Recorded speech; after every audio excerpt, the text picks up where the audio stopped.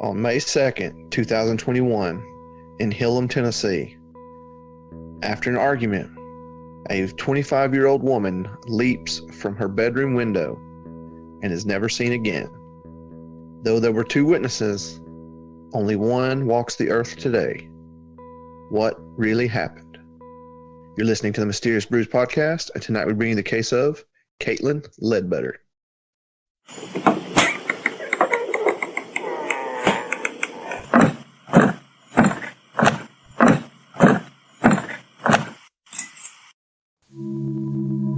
It's a rough place surrounded by rough terrain. Turkey Town Road in Hillham, Overton County is a place where bad things happen.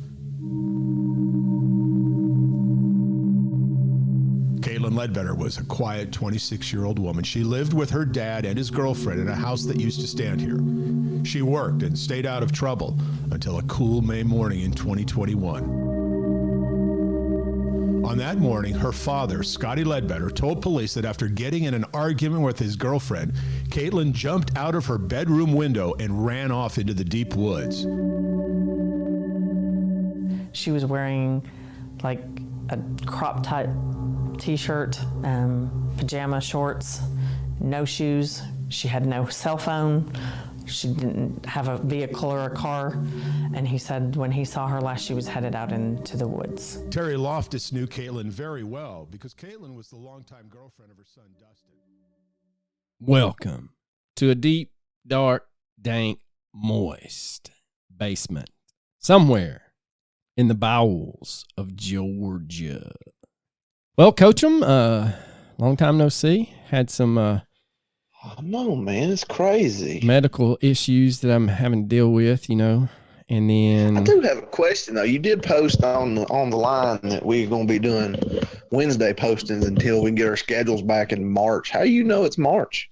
I'm just throwing that's a superficial date out there. I'm thinking by March we'll either have our shit together or we'll just stay with Wednesday. Dude, it's been 4 years. We ain't got our shit together yet. That's true. Got a lot of faith in us. I have more faith in us than most people. However, I want to give a shout out, I guess, if you want to call it that. Our listener, Ed Butler, has been at the emergency room with his new baby, which is about 6 months old, and they have been going through a norovirus. So our thoughts and prayers are with Ed, and hopefully the baby makes a quick recovery. He did say today when I talked to him that whatever that virus is, his wife has it, and he is starting to feel under the weather. So hopefully it's not running its course between all of the family members. But it's not looking good for young Edward, for him not catching it. But hopefully his son will be on the speedy recovery track. Yeah, let's hope. Pray and hope. That's all you can do. That's right, baby. That's right. We got us a new patron. If I can pull it up. Yeah, That's there's. what I'm talking about. Well, I thought I did. Well, maybe I didn't. I swear we had a new one, but I guess it's gone. I just see our other lady that. I thought better of it. Yeah. It said. Who is this? It says Leanne, the artist known as Leanne. So Leanne says she's been our patron for 2 years, but it says new patron as of January. No, she's been there for a while.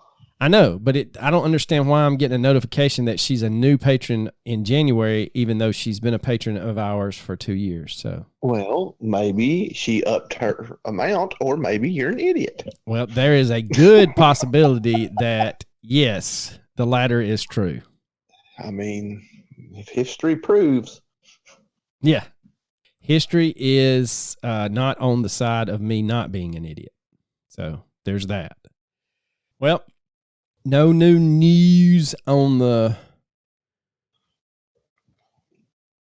patron front. And also, it's a sad day. Tom Brady lost. And not just lost. Why is that a sad day? Surely you're. I'm not a Brady Surely. fan. I was trying to be sarcastic. Because he could have rode off into the sunset, but he chose to come back. And when he came back, he lost Giselle and the wild card game. I mean, come on, there had to be problems there. I mean, really, what kind of, relationship could that have been if she's going to leave him because he wanted to play football? That's what he does. And you know what he's going to do when he retires? He's going to get a job talking about football. That's what I didn't understand. Why didn't he just go ahead right off in the sunset like Peyton, and then I know he had 2 young kids, just spend some time with your kids and then let the highest bidder come knocking and then go talk about it on Sundays, or do like Peyton and Eli and just do it from your house and they give you money still. I know, that's them Manning brothers. They got it made. Yes, they do. Yes, like they do. Like I said earlier, I keep seeing all these TikToks and reels about the playoffs, and there's a consensus that since the Giants are the worst team in the playoffs, they're about to win the Super Bowl again. So I couldn't be happier about that. I hope they do. I really do. They got to upset the Eagles. The Eagles playing some pretty damn good football. They are. They're probably the hottest team in football. So there was a lot of controversy with the Bengals and the Bills having to play each other. Bengals. Yeah, the controversy of how the hell you pronounce that. Bengals. The Bengals. But anyway, so they were saying that it was horseshit that KC got the cakewalk, and that one of them should have had to play KC before. They should have met in the championship. But anyway, this isn't a sports podcast, and that's why people don't tune into our sports knowledge. That's true. So let's get into our case at hand, and this is a doozy. A lot of mysteries involved in this, but one of which is the lack of information. Yes, it's very surprising how little there is to be known about this case, considering that old, what is it, white woman syndrome? Yeah, missing white woman syndrome. Missing white woman syndrome is right up that alley, but there's just no information. No, there's not. Now, depending on what article you read, she was either 25 or 26. The Charlie Project has her listed as 26 when she disappeared. All the news articles I saw have her listed as 25 when she disappeared. So take your pick. It doesn't matter. But what we are talking about is Kaitlyn Avery Ledbetter, who was born in 1995 and raised just outside of Indianapolis, Indiana, in Martinsville, Indiana, which is near her mother's hometown. Now, Martinsville is about 45 minutes southwest of Indianapolis, and Kaitlyn was the middle child of 3 children to Tracy and Scott Ledbetter. Her parents had met in the late 1980s and had Kaitlyn's older sister, Kaylee, in 1993. Kaitlyn was born in 1995, and then the youngest of the 3, her brother, Aaron, was born in 1998. Now, things seem to be going well for the Ledbetter family, and Tracy and Scott own several properties both in Martinsville and Indianapolis during the children's younger years. Unfortunately, though, debts would begin to pile up and stress entered the marriage, culminating with Tracy filing for divorce in 1999. Oddly enough, Scott would move back to Tennessee when the couple split, and after he moves back to Tennessee, it is stated that Tracy just abandons the entire divorce proceedings altogether, stops going to court, stops calling her lawyer. So the court just says to hell with it and dismisses the divorce proceedings in 2000. What? Yeah, it's very odd. And this is just a small oddity in a train full of oddities. Don't be talking about trains when we're talking about Tennessee. Oh, okay, sorry. Yeah. You're following the news. Yeah, you know that. If you have ever had Thomas the Train Engine memes, Thomas has a new friend. Listen.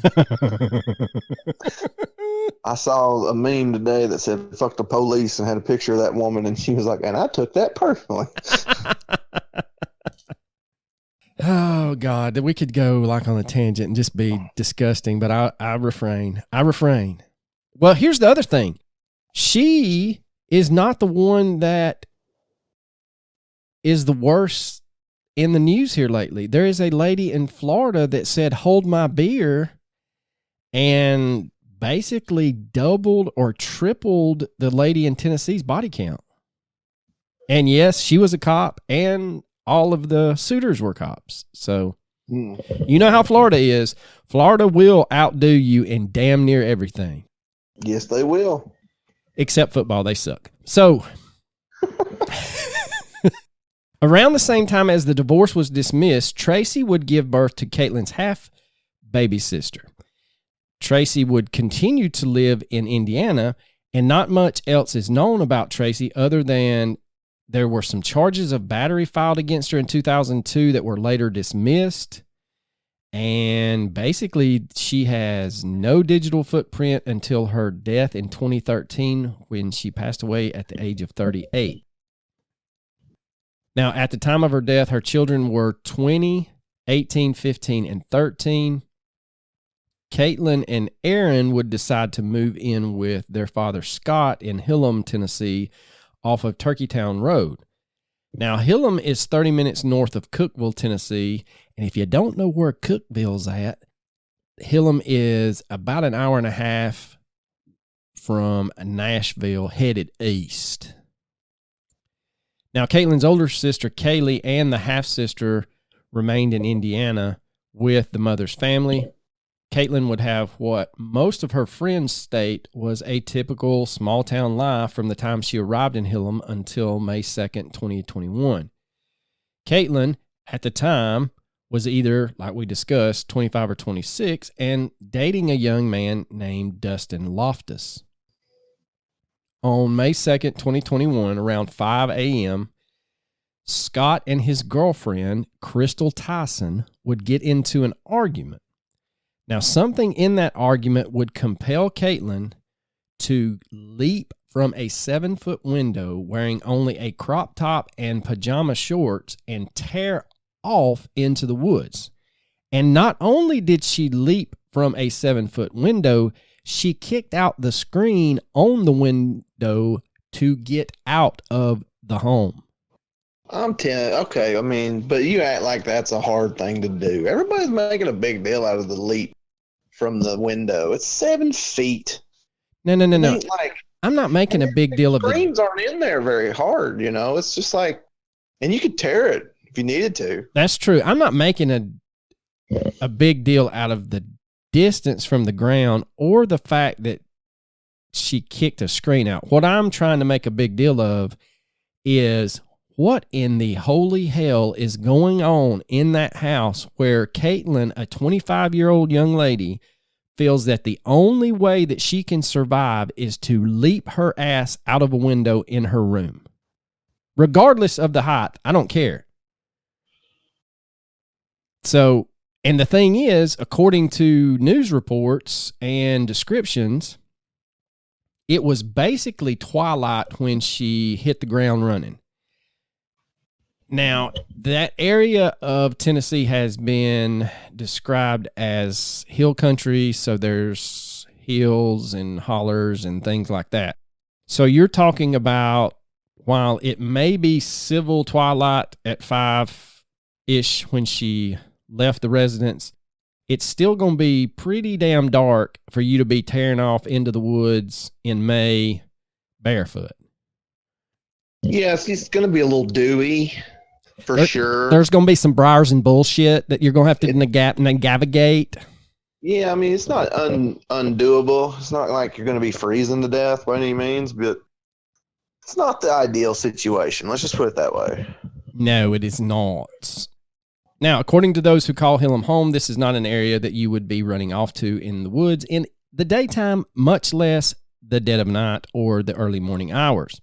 According to local resident Eric Hammock, quote, "This isn't a place for a walk in the woods, far from it. This is some of the roughest terrain that you can find in Jackson County and Clay County and Overton County. It is an area where those three counties converge, and it's nothing but hills and hollers and steep declines, and it's not something that I would even be happy about doing if I had the gear that I needed to do it," end quote. Kaitlyn left the home so startled and scared that she never grabbed her shoes, her phone, or her ID. Now, Eric, I mean, is it right to say she was scared? I mean, do we know that? How do we confirm that? I mean, she just might have been pissed.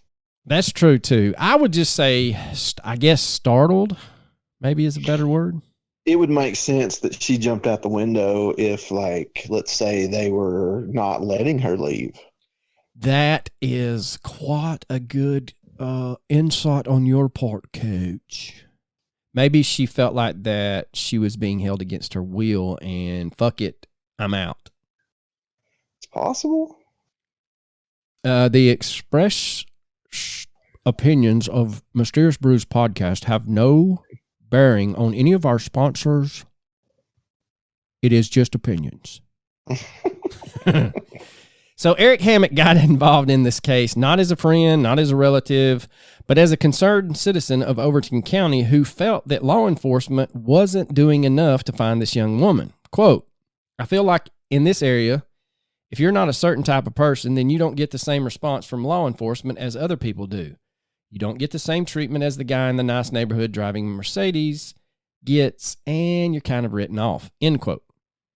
Now, Hammock offers this astonishing evidence for his claim that the Overton County Sheriff's Department's first comprehensive full-scale search for Kaitlyn did not happen until 9 months after she leapt from that window on that early morning of May the 2nd, 2021. When asked by Dennis Ferrier of Fox 17 News if he felt as if law enforcement had failed Kaitlyn, Mr. Hammock says, quote, big time. I don't know of any excuse it could be given to me to say that we waited over 9 months to do a search that I would buy, end quote. That's insanity. Right.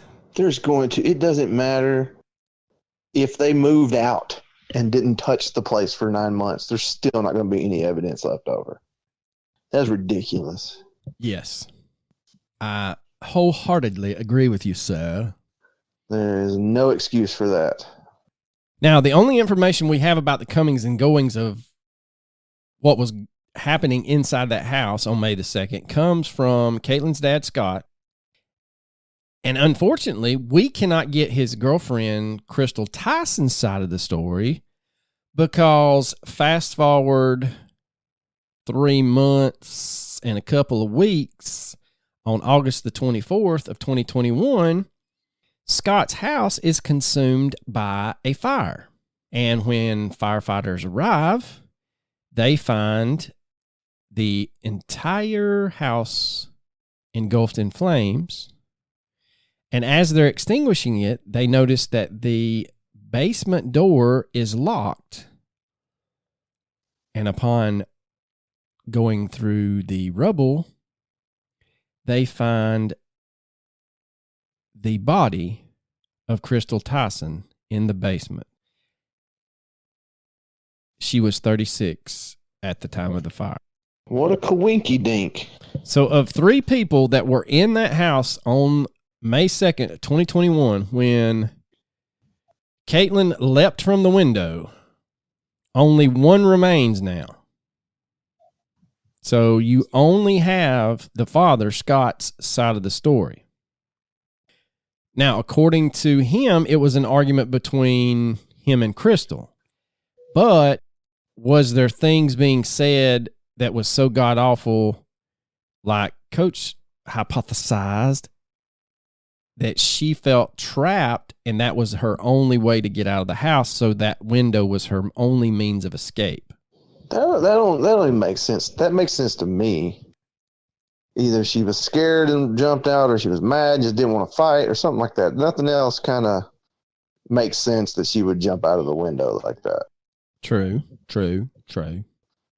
Hey guys, Arlo here, and if you are struggling with the old caffeine in the morning, I have got the fix for you. It is called Magic Mind, and it is just a little 2-ounce shot that you drink with your coffee or your energy drinks in the morning. It is chock full of greatness, and it will get you focused, and it really actually has the L-theanine, and that lowers your cortisol hormone, which helps absorb that caffeine that you're intaking. Now, Magic Mind has nootropics, adaptogens, matcha green tea, and 12 magical ingredients. That matcha boosts your energy. The adaptogens help with relaxation, and the nootropics keep you focused. A bonus is that it has vitamins C and D along with the echinacea to help your immunity. So head over to magicmind.co/brews and enter the promo code BREWS20. That is brews20, BREWS20. And that will give you a 20% off coupon for either a one-time purchase or subscription to a monthly dose of Magic Mind. If you act now and you are using our code within the first 10 days, you can stack that code with one on their website and get up to 45% off. So head over once again to magicmind.co/brews and enter the code brews20, BREWS20. Now, when you think this case cannot possibly get any more strange, well, buckle up, Buttercup, because the original detective on the case would later leave the Overton County Sheriff's Department, apparently because he misplaced evidence in Kaitlyn's case. Oh, how convenient. Now, the new detective assigned to Kaitlyn's case would tell the family that they no longer had any evidence, phone records, phone texts, anything from Kaitlyn before she leapt from the window. So ne'er a shred of evidence is in the Overton County Sheriff's Department's case file for Miss Kaitlyn Avery Ledbetter. Now, no one is even sure what all the original detective lost. It's not even clear whether his supervisors knew what he had collected and lost. Obviously, there is not an evidence log because Overton County Sheriff's Office is unaware of what was collected the day she went missing. Now, Fox 17 News attempted to get the Overton County Sheriff, John Garrett, to comment on the status of the case, but they never had their phone calls returned. And according to Overton County Sheriff's Department's Facebook page, they took bloodhounds to the residence to see if they could acquire a scent on May the 8th. Now, let me explain something to you dudes that ain't too good at that math. She left on the early morning hours of May the 2nd. Fast forward 6 whole days, and the Sheriff's Department says, we might take some bloodhounds out there and see what we can find. I know this comes as a shock, but there was no scent trails found. I'm not surprised by that. I'll be honest with you. I'm just saying. Now, what you do read online is that there was a scent trail found that led into the woods. And here's the thing. You can't find a good picture because there's not an address of where this is at, of the house, because it's been burnt down for almost 2 years. Well, will be 2 years in May. But what I read was that either if you run across or you run out the window into the woods, those woods terminate close to a road, and supposedly tracking dogs were brought in and her scent did stop at the road, which would lead you to believe that she got into a vehicle. But again, I can't find anything of, I guess, good reference other than just hearsay on Web Sleuths and Reddit. So I don't know if that's even true or not. Now, that, ladies and gentlemen, is basically all of the facts of the disappearance of Kaitlyn Avery Ledbetter.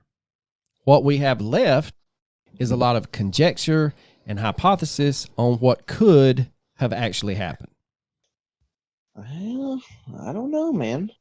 I'm pretty sure that father knows way more than he's saying. I think you might be right. I I think mean, I just gotta. I don't mean to. I'm not pointing fingers at no guilt or nothing, but something's going on. yes, I agree.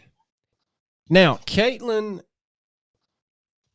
Okay, so if you go back and you look into her, I guess, digital history, she did have a Facebook page, but it seems like family got a hold of it and they kind of took off some stuff. But according to what I could find in my research, there was no known drug abuse or mental health issues involved with Kaitlyn.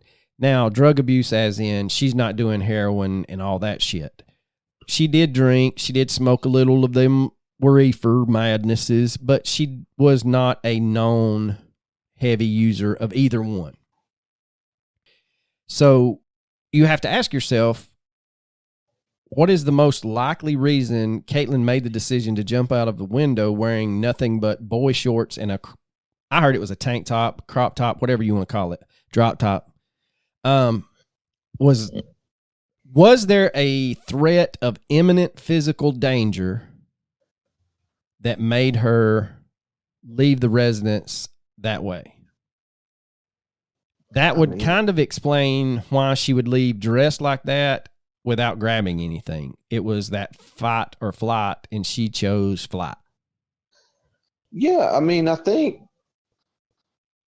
makes sense to me. It would have to. I mean, if she wasn't under the influence, if she wasn't, having a psychotic episode, which I don't believe either one of those, then that would definitely be the only real reason.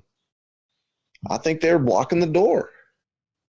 Now, it's not known whether or not Kaitlyn's father owned any firearms, but I'm just going to tell you from growing up in the South, whether you're a convicted felon or not, there's at least one or two in a residence, especially if you live in the hills and hollers of Tennessee.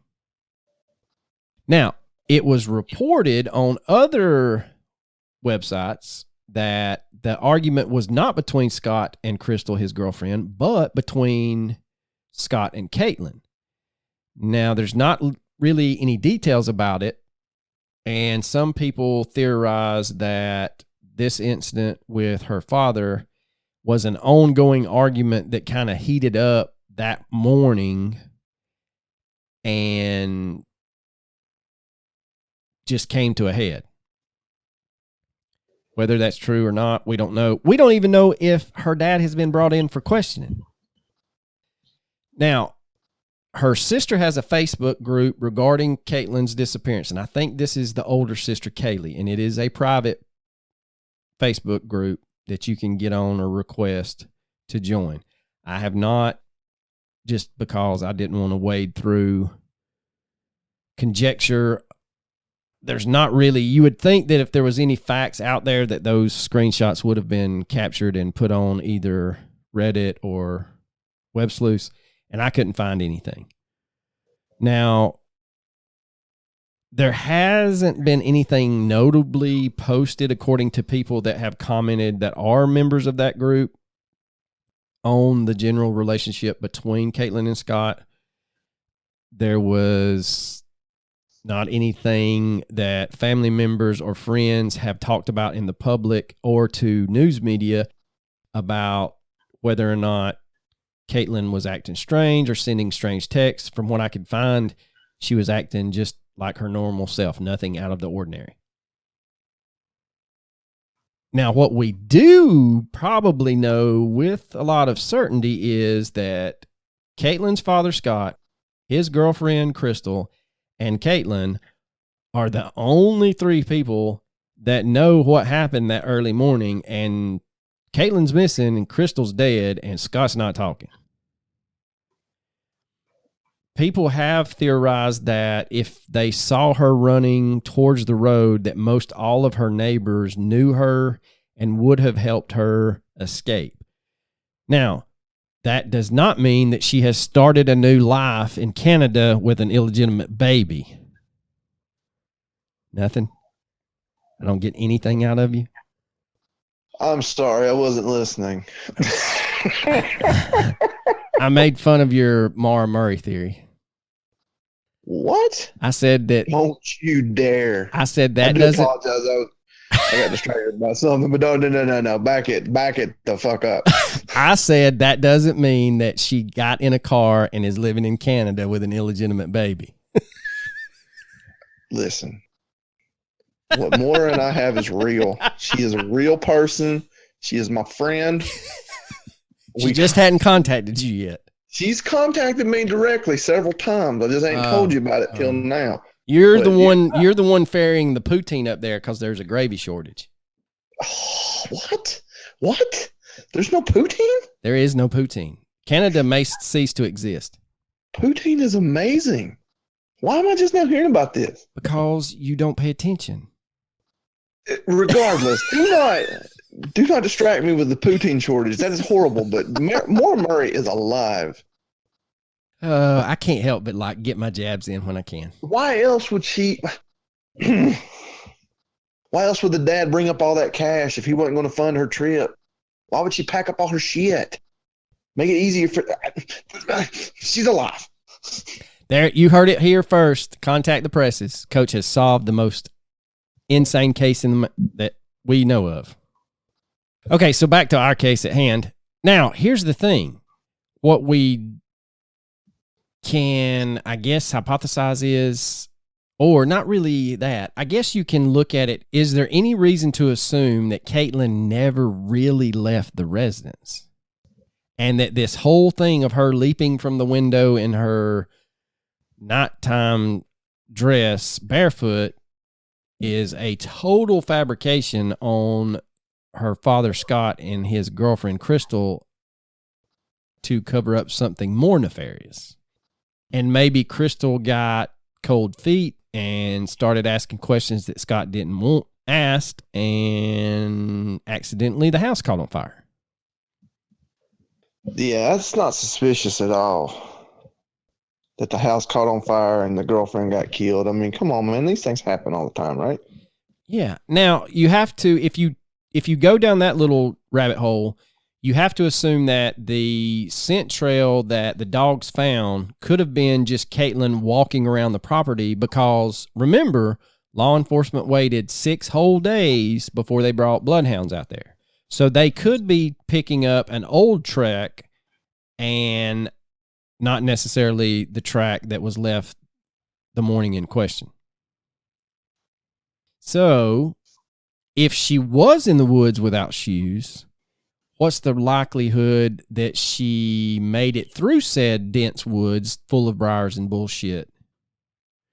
Because anyone growing up in the South knows that if those woods across from your house or behind your house are not properly maintained, you's going to be cut up like somebody done ripped you to shreds. I mean, that's true, but also the fact she hasn't been seen since. It's been a year and a half. Yes. There's not even been a single sighting. Nothing. You left with nothing. You don't even have shoes. You don't have your wallet. You don't have your phone. You don't have anything. How are you going to make it in this world with nothing?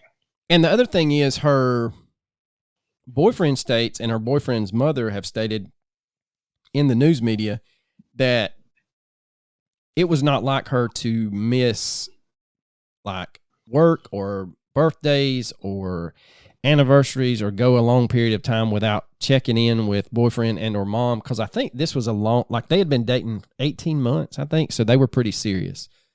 Now, there's a Reddit user called Delusional Me, and he states that the family has a very different story, and that would be Kaitlyn's sisters and brother.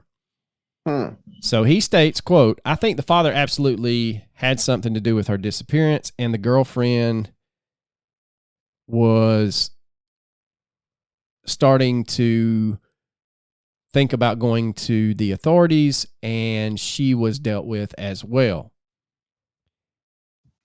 One of the sisters says that every time they talked to Crystal, the girlfriend, there was more information, and the story started to change each time. And then all of a sudden, the house burns down and the girlfriend's gone. Now, the father and the girlfriend were heavy drug users. This was known. He was a very abusive man when high on said drugs, even going as far as to turn off the water to the residents while Kaitlyn tried to shower. Now, Kaitlyn's boyfriend had a, quote, different kind of relationship with Scott, and that was also violent and abusive. Now, Crystal, the father's girlfriend, told the sister that the fight that morning was not between her and Scott, but it was between Kaitlyn trying to sacrifice Crystal and to get information that Crystal had on her, which totally reeks of some meth-induced paranoia going on there on the girlfriend's side. So, I mean, if you sit there and tell this poor girl's sister that the argument that night or morning was because Kaitlyn was considering sacrificing the dog in the house, pretty sure that's not necessarily true. They may have some methamphetamines in that recollection.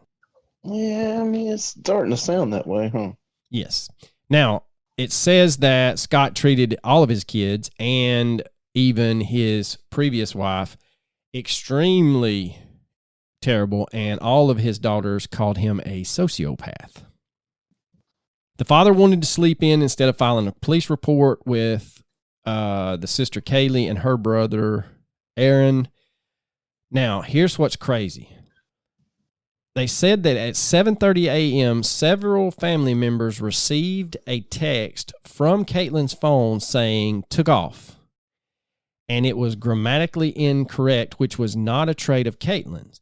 And the terminology did not match what she usually texts.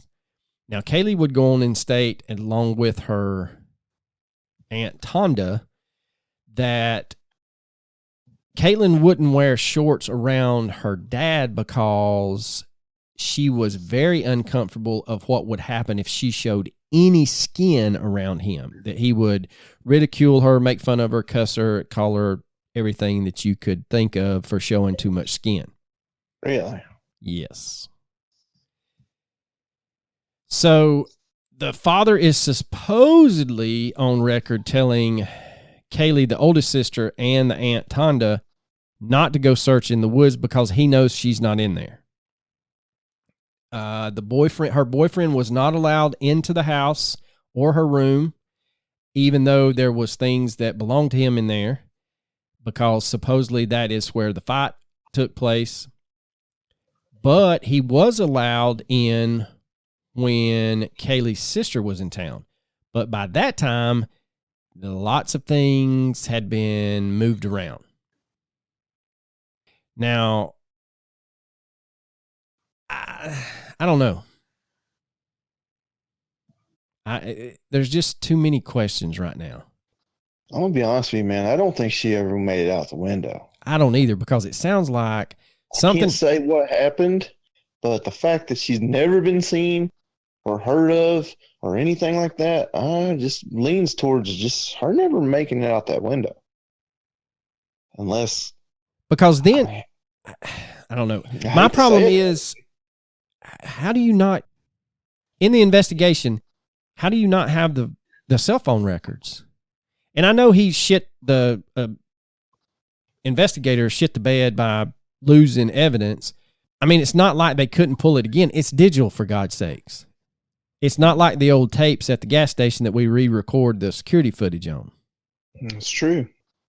A lot of people say that this was a meth binge gone wrong. She just happened to do something, come out of her room or help the dog, and they thought she was some kind of crazy demon, and they killed her and disposed of her body. Again, this is all conjecture.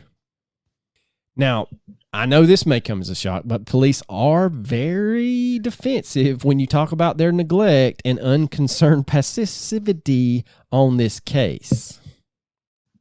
Kaylee, the oldest sister, said that they were even hostile towards them when she made Scott, her father, file a missing persons report.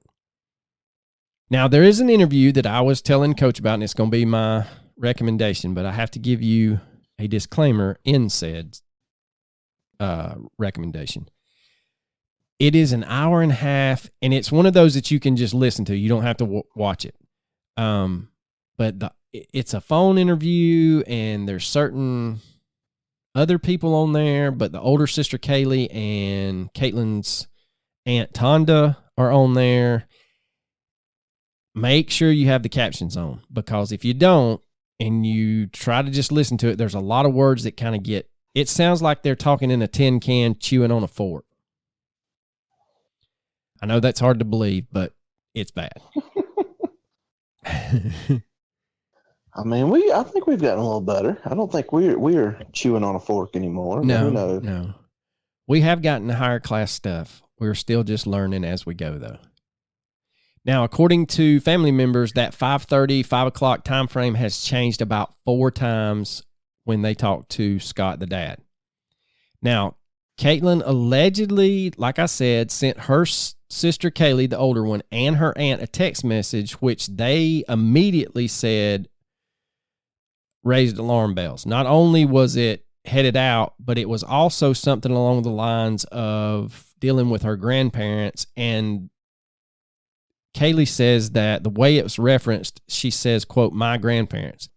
Kaylee said that was a red flag to her because Kaitlyn and her, they never called them our grandparents. They called them, Grandma so-and-so and Grandpa so-and-so. They never said my grandparents. So it'd be like, I don't know the lady's name, but let's just say Granny Judy and Pawpaw Jim. So it was never my grandparents. So whoever was using her phone was not her that night. And they said that she basically had to use her phone with a Wi-Fi enabled whatever. She didn't have cellular service. It was just a Wi-Fi based phone. Now, they go on in the interview with, and the YouTube page is called TCS. Actually, it's TC Spotlight, not TCS, but TC Spotlight. And yes, that stands for True Crime Spotlight. Now, Kaylee states that her dad had told her not to come down to Tennessee from Indiana to look for Kaitlyn because Kaitlyn was okay and she would be back home soon.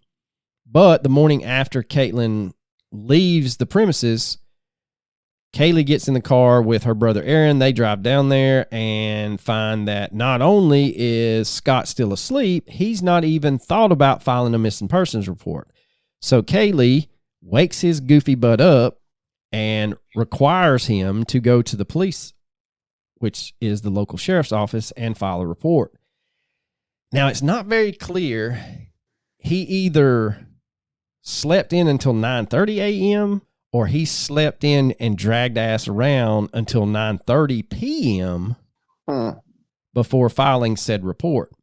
Now, Scott goes on to tell Kaylee that the police tell him that Kaitlyn is an adult and she has the right to go missing and they will not take a missing persons report. Kaylee loses her shit and says that, did you tell her that she leapt from her bedroom window and run off into the woods?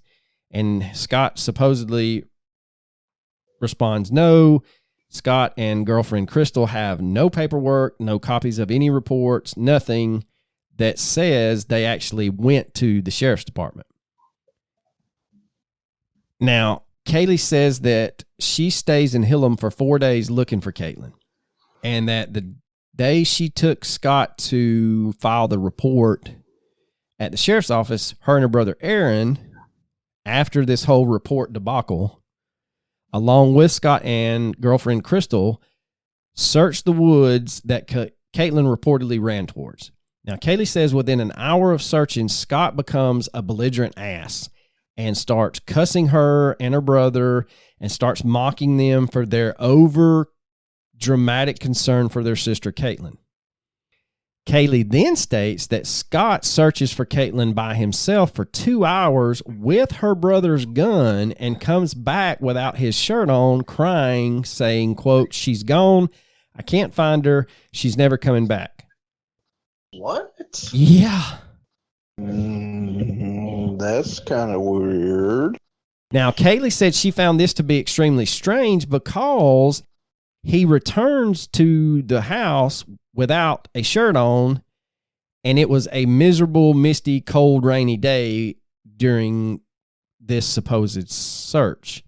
She says that he then enters the home, sits on the arm of one of his couches, and openly sobs for 45 minutes, stating, "My girl is gone," over and over and over again.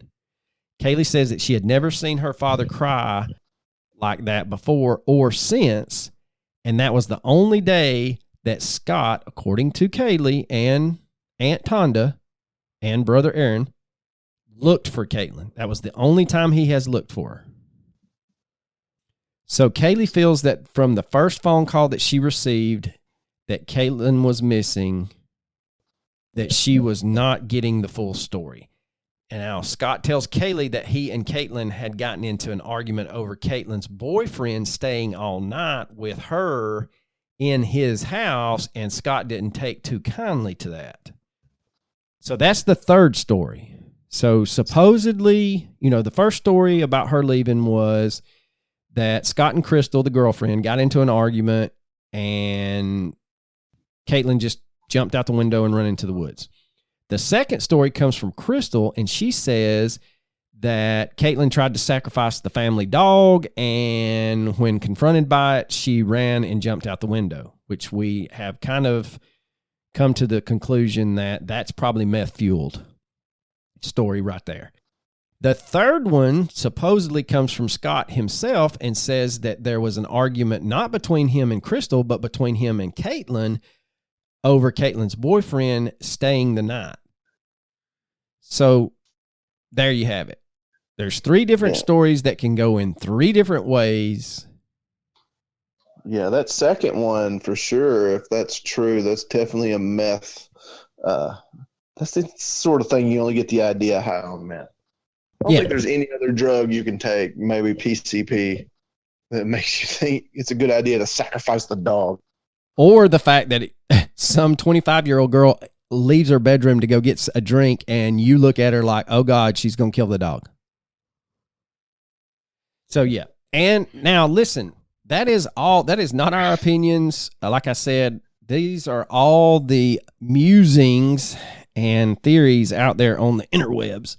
And I got about 20 minutes into that YouTube video where the sister and the aunt are interviewed. And we'll put a link in I'll try to put a link. I may just do a screenshot since Instagram, you can't click on links.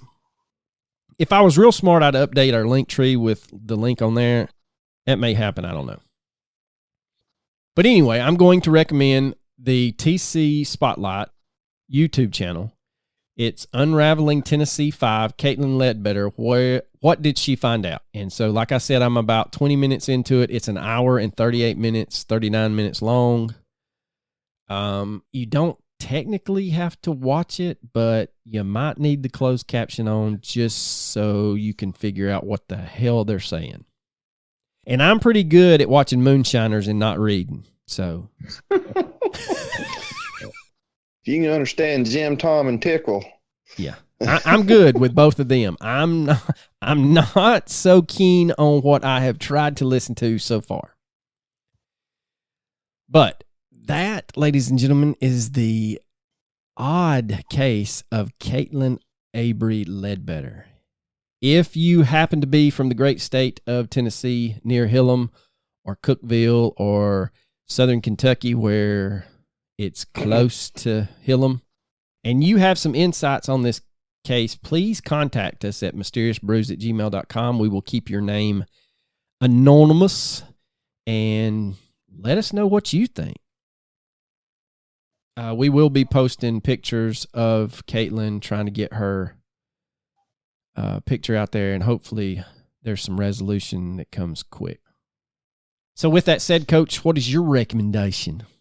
I'm gonna recommend a Netflix documentary called "The Hatchet Wielding Hitchhiker." How come I have never heard of said documentary? Oh, you've seen the video, brother.